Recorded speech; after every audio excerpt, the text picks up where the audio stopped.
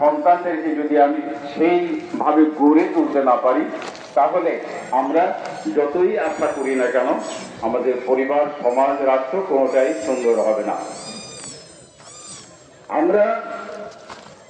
আমি ব্যক্তিগতভাবে আমরা প্রত্যেকেই আমাদের সন্তানটাকে ভালো বানাতে চাই।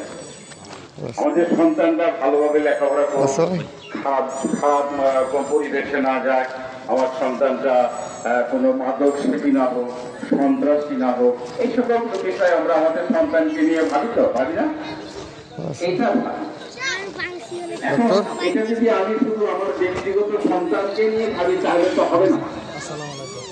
আমার সন্তানটা ঘর থেকে বের হয়ে প্রতিনিধির সাথে মাদ্রাসায় যায়, তো এইগুলো করতে গিয়ে যে জিনিসটা দাঁড়ায় সেটা হলো যে আমি আমার ঘর থেকে শুরু যেটুকু আমরা শিখালাম এইটুকু অনেক কুপ্রভাব, অনেক খারাপ প্রভাব তাদের উপরে পড়ে, ফলে তাদেরকে আমরা নিয়ন্ত্রণে রাখতে পারি না।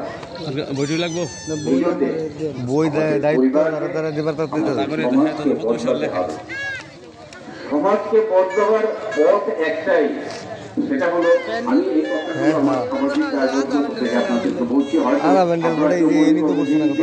এইগুলো আবার কি কথা করে আমি এই কথাগুলো এই জন্য বলছি, আমাদের একটি সুন্দর সমাজ বানানো দরকার।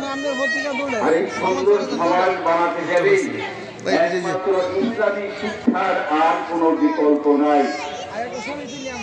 আছে শিক্ষার কোনো বিকল্প আছে? কোরআন হাদিসের আলোকে যে শিক্ষা, সেই শিক্ষার কোনো বিকল্প আছে? কোনো বিকল্প নাই।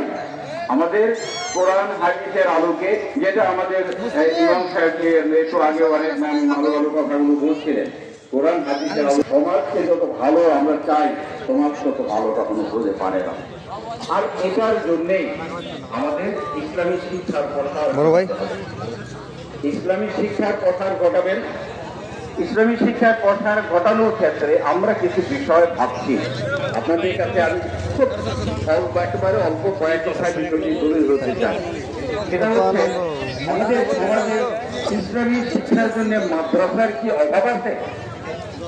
একেবারে বাড়ির আনাচে কানাচে পাড়ায় পাড়ায় মাদ্রাসা আছে না? মাদ্রাসার কিন্তু অভাব নাই, এখানে ইসলামী শিক্ষা দেওয়া হয়, আলেম ওলামারও কোনো অভাব নাই। কিন্তু দেশ দুর্নীতিতে ভরে গেল কেন? কি দেশ দুর্নীতিতে ভরে গেছে না?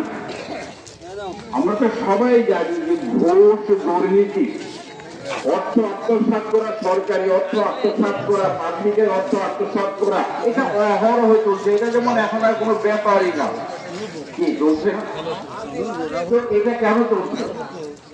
এটা চলছে এই জন্যে যে আমরা আমাদের সমাজকে ভালো বানাতে পারিনি।